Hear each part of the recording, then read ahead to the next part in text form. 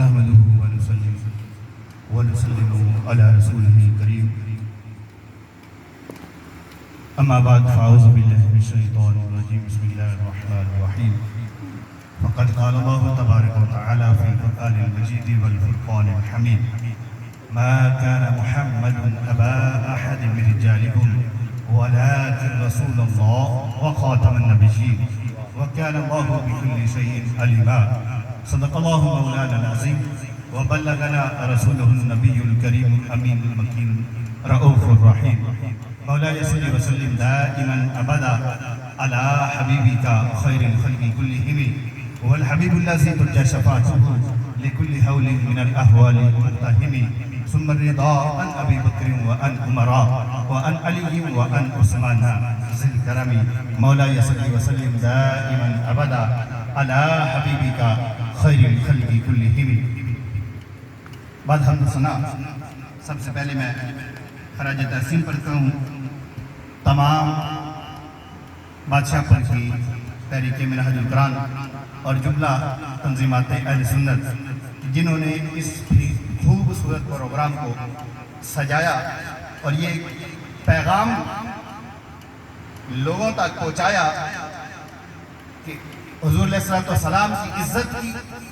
ناموس کی حفاظت، اس پر پہرا دینے کے لیے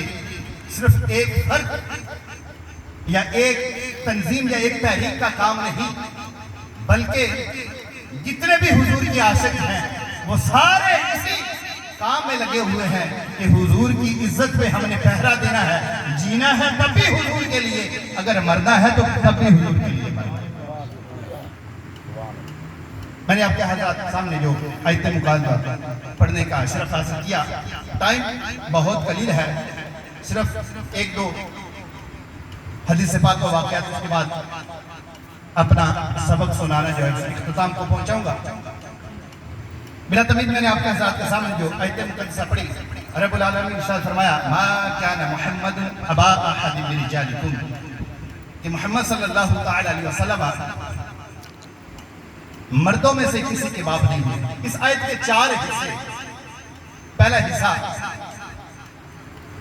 کہ مردوں میں سے کسی کے باپ نہیں ہے، ولیکن رسول اللہ، اور اللہ کے رسول ہیں،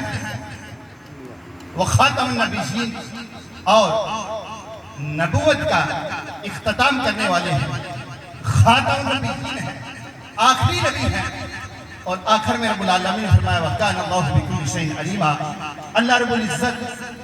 ہر چیز کو جاننے والا ہے، ہر چیز کا احاطہ کرنے والا ہے۔